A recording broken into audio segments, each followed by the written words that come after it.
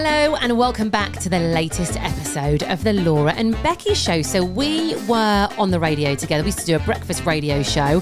We got the sack. So what did we do? We took off to Mallorca for the weekend and decided to come up with this podcast. We are now sponsored by Ye Olde Hotel and Spa, East Midlands Airport and Redbrik Estate Agents. Actually, just really quickly before we start this podcast, just want to shout out to Ross. Chipped his tooth on his stag do, mate. Oh dear. We were chatting to Thea yesterday and we were like, how did Ross get on in his stag do in Dublin? Was it like 22 guys in Dublin, which you know there's going to be trouble. Chipped his tooth. And what happened to someone he was drinking and from a bottle? They knocked it. Yeah. Oh dear. Just before his wedding as well. Get that fixed. They got a little bit of, they'll get it fit. There's absolutely no way Thea is going to marry Ross with a crooked tooth. No, they'd put the wedding date back, wouldn't they, if need be? She would not walk down the aisle to that. Oh dear. Right. Okay. So this is going to be a little bit different, I guess, today. Yeah. I mean, sometimes on a Wednesday we'll have a guest on, but today... I'm the guest. Laura I'm a guest on my own podcast. She is the guest. We've been wanting to talk about this, well, since it happened, haven't we? So this happened on... the last day of season 9. Yeah. So we've been keeping this one under our belts. Yeah. Haven't we, for a while? But we wanted to just get into season 10. Yeah. And then we thought today was the day to do it. Yeah. So, okay. So where do I start? We've talked a little bit about like my hormones and I don't want this podcast to be about perimenopause, by the way. I literally don't. I think it's like I'm consumed. No, that's not the right word, is it? Is it? You are consumed by it. Yeah, perimenopause. There you go. Yeah, I'm thinking about it a lot. It's on your mind. People are talking about it. There's books, there's podcasts, there's just like, and also it's so confusing. Like finding out about all of this stuff is so confusing. Your hormones, it's so confusing. I can't even pronounce progesterone. What is it? Progesterone. Estrogen and... There's estrogen, testosterone and progesterone. Mate, I don't even Can't say it. Can't even say the bloody word. No. Anyway, all I really know is that from about 40, sorry.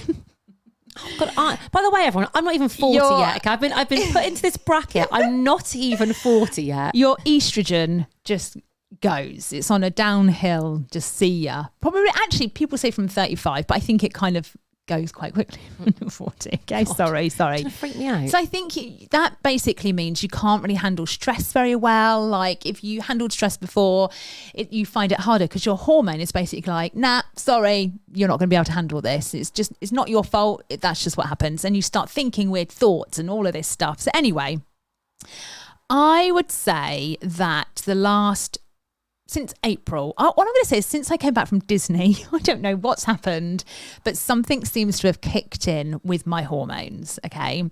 So I've been feeling a little bit odd, probably since the start of May, okay? But I've been managing it. I've been fine, but feeling a little bit odd.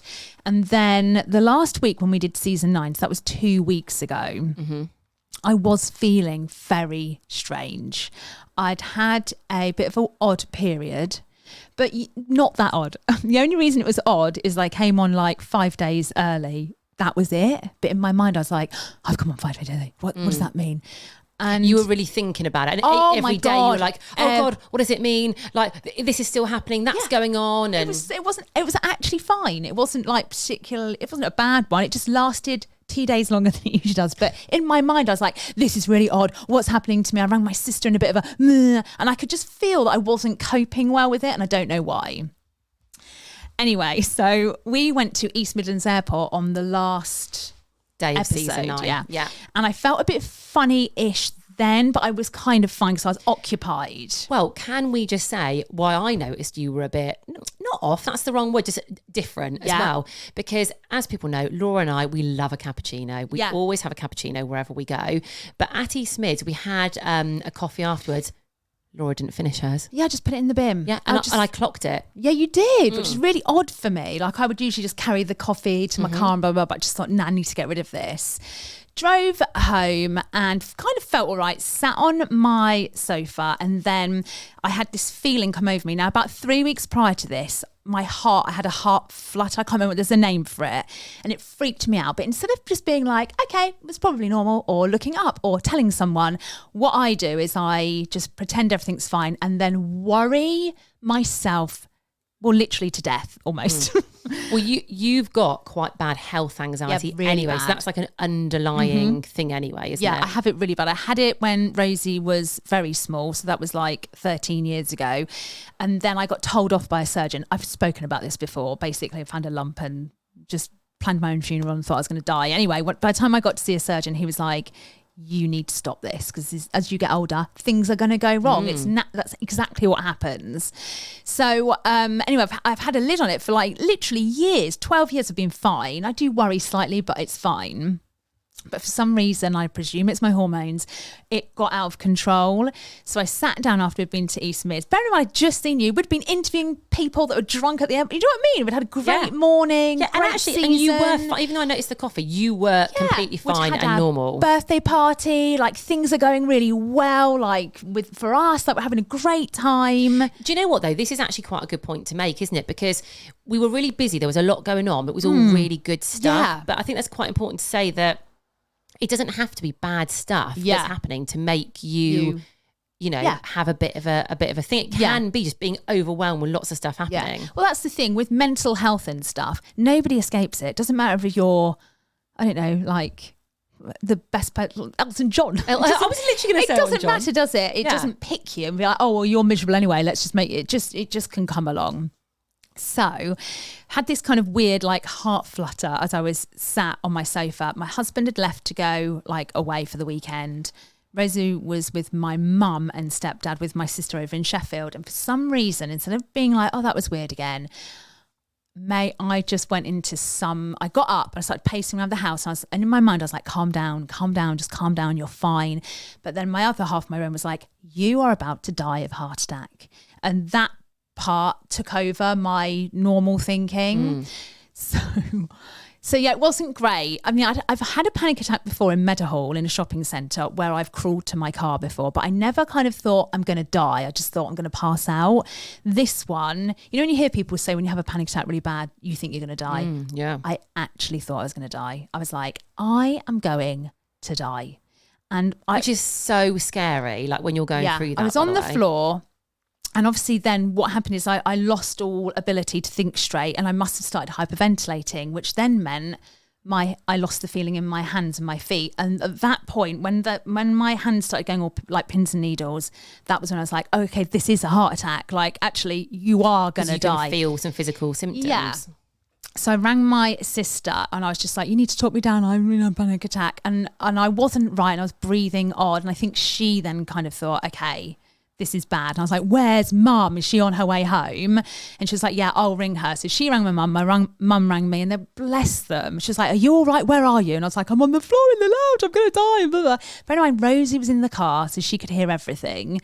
So mum was like, just calm down. I was like, I can't. And I couldn't calm myself down. And then I just kept saying, where are you? Where are you? So then bless my stepdad was just like, we're at this roundabout. We're like 2 minutes away. We're at this roundabout. And I was like, you just need to get here because I think I'm going to die. And it's the worst. I can't describe how awful it was. And by the way, I knew I was going to cry doing this. So I apologise. Anyway, so I got to the door and I put it on the latch. And I just said to my mum, if I don't answer, like just come straight in because I put the door on the latch. And all I was thinking of was just like breathe in and out, and wait till like your mum gets there.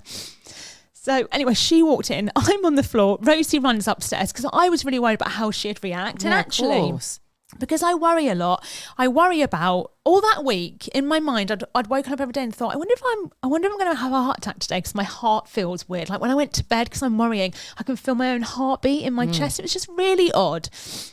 And that's not normal. No one should ever start their day thinking, what would Rosie do? I wonder what she'd do if she found me on my kitchen floor. Like, it's the worst thinking of your children seeing you like that. Yeah. So that was my worst fear. And I've made my worst fear come true. Because essentially Rosie walked in, my mum ran into the lounge. I'm saying I'm going to die. Like I've made it because I've worried so much.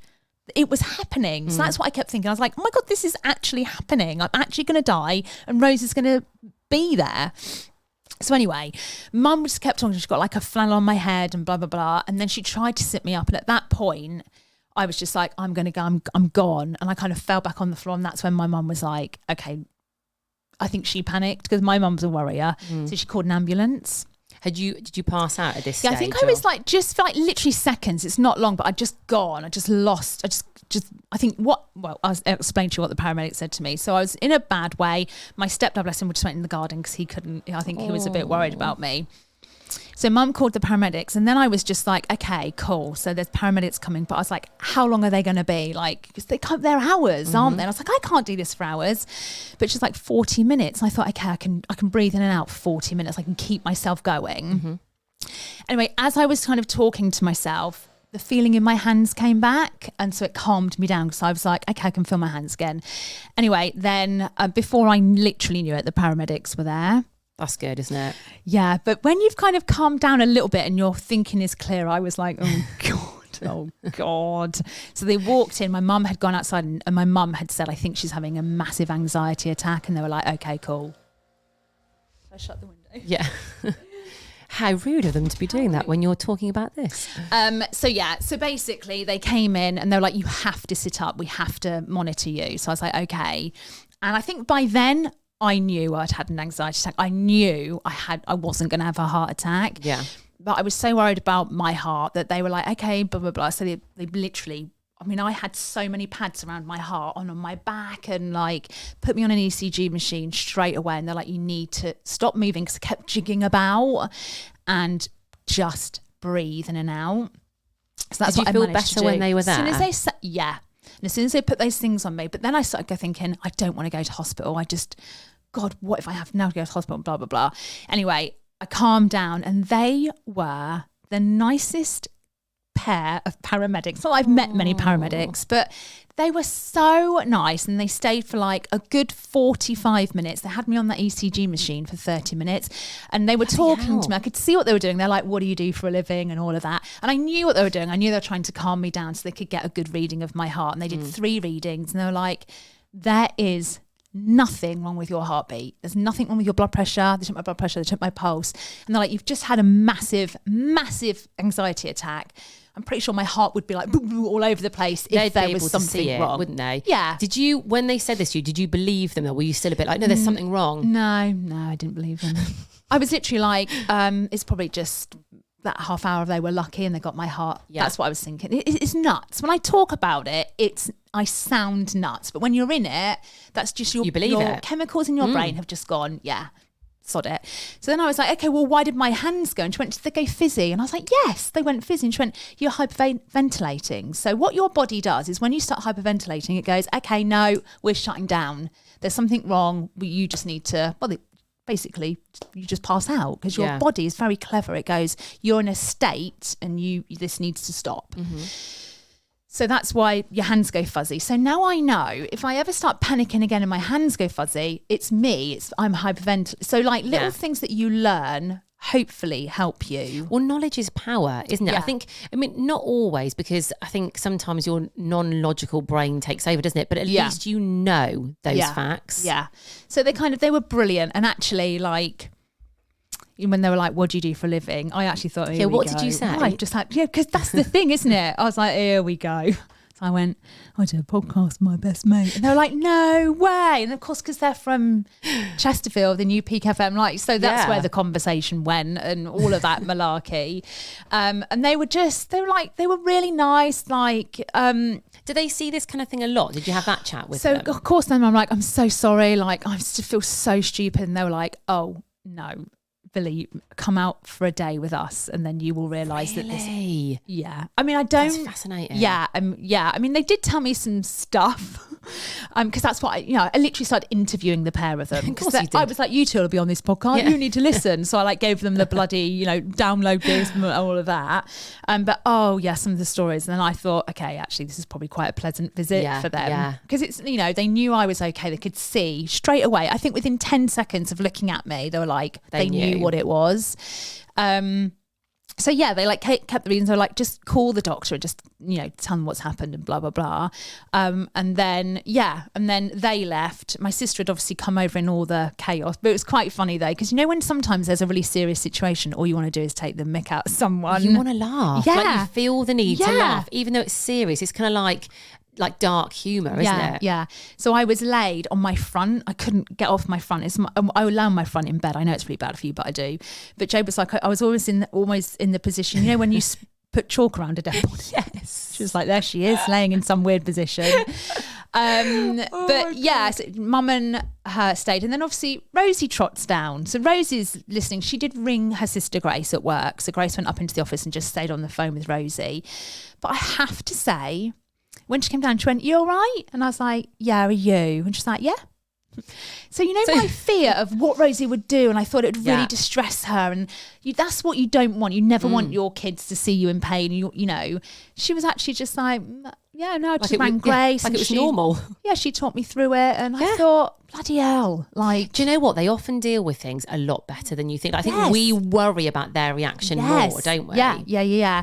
And to be fair, I thought maybe the next day, you know, she'll be like, "Oh God, Mum, that was awful." It'll come over her. Yeah. She's like, "You feeling better today?" Yeah.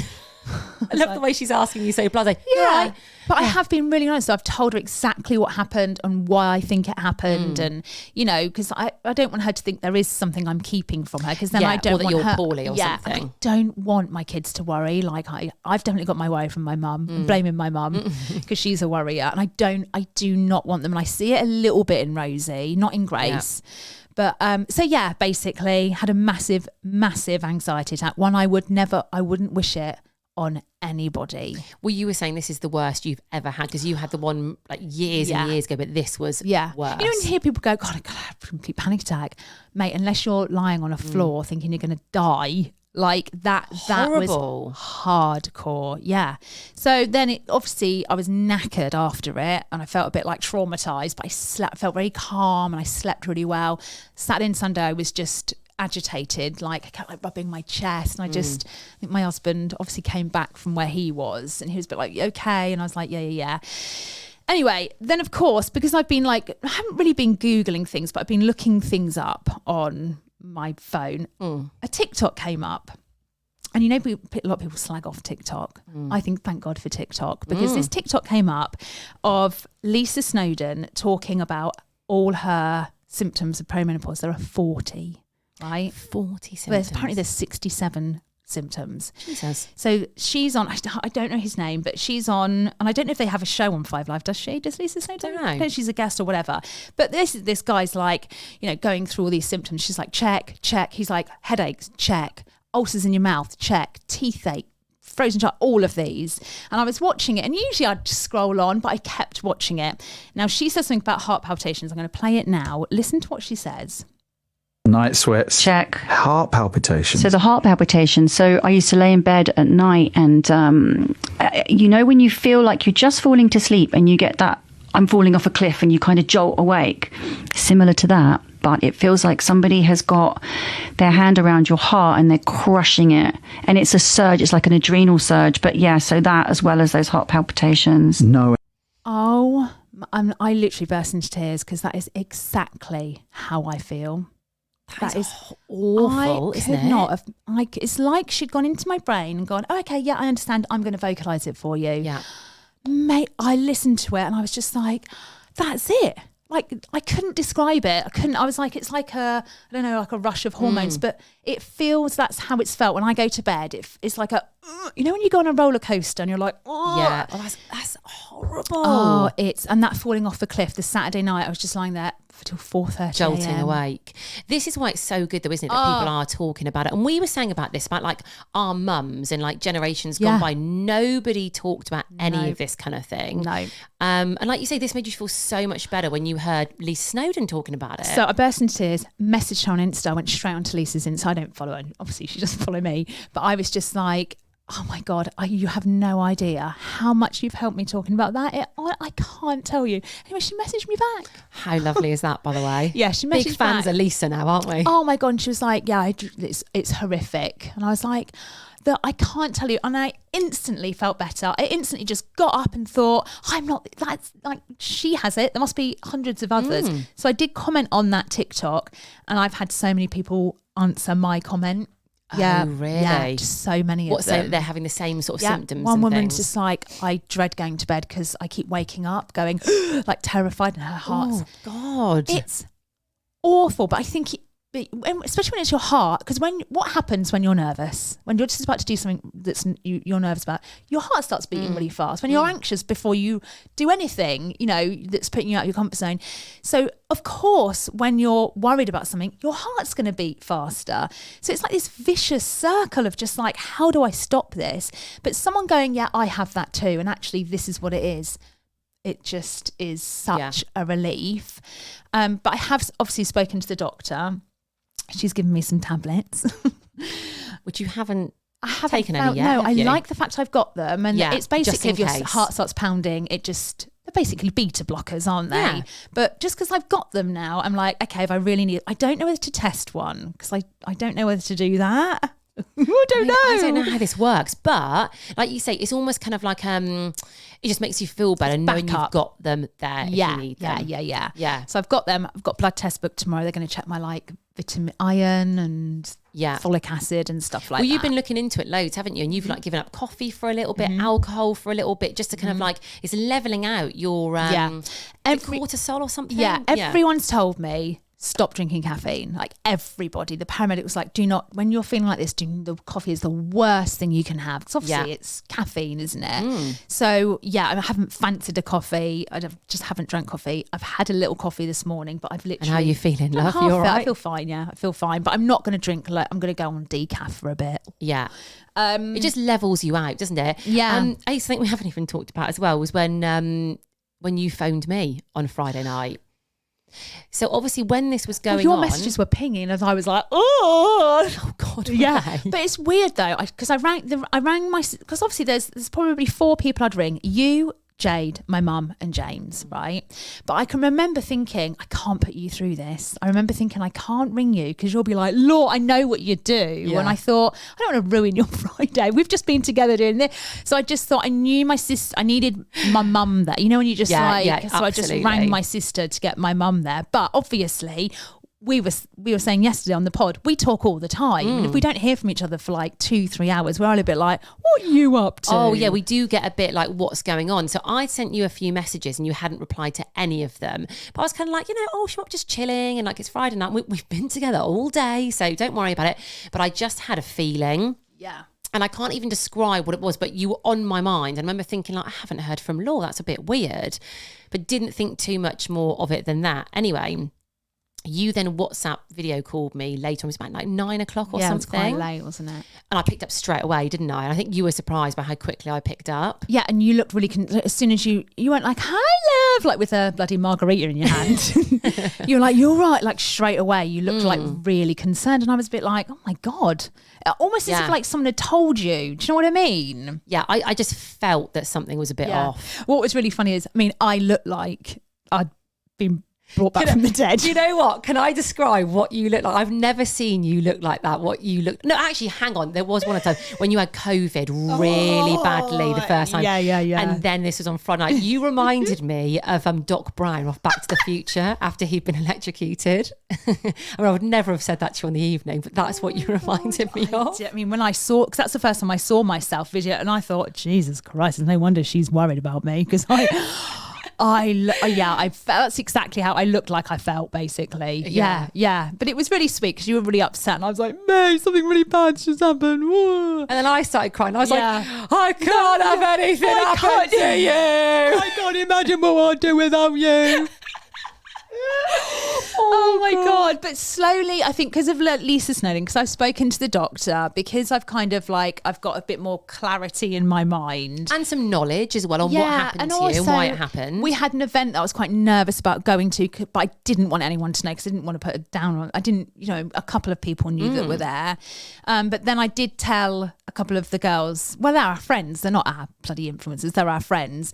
Oh, and it was so funny because they're like, oh yeah, I take that, do that. And I was like, really? They're like, yeah. And I thought, God, it's so important to tell people how you're feeling. And because no one's going to be like, oh my God, like what a loser. Like, oh, she doesn't get her shit together. Yeah, especially in this day and age. Everyone is struggling with something, aren't they? And I think it's like you worry it shows that you're weak, but actually I think there's massive strength in just being like, I feel like this, but I'm still going to go and do this, and I'm still going to be happy, but occasionally I might end up on the floor. Do you know what I mean? With a paramedic. Yeah. And I remember when I suffered with anxiety years ago, having friends that know, so if you just go to them, I need to get out of here.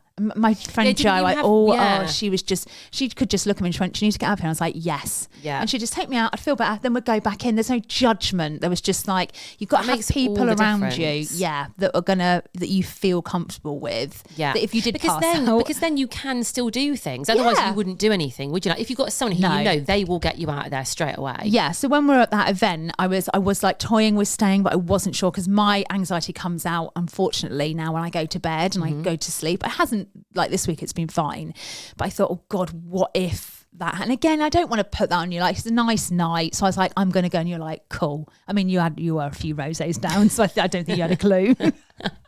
But no, it was just like, I'm going to go, and I felt like safe where we were, but I thought I can easily just get home and get to my own bed, and then that was fine.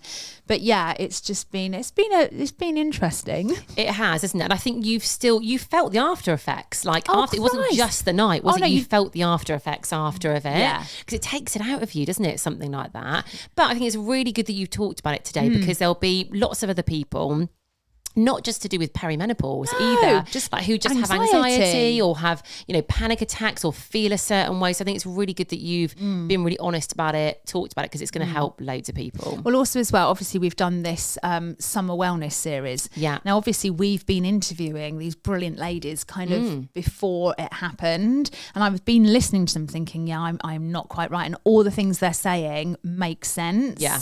So I can't tell you how much listening to that has helped me. So I'm going to channel a lot of what they've said. So if you are feeling like me, not like you say, not perimenopause, or it might be something else, have a listen to those episodes. They are brilliant. Well, there's loads of stuff that we've taken anyway, isn't there, from those episodes? Things to do with, supplements that you should be taking and exercise that you should be doing, like building muscle, that kind of thing. It's just fascinating. And we've changed so many things since doing that series. Yeah.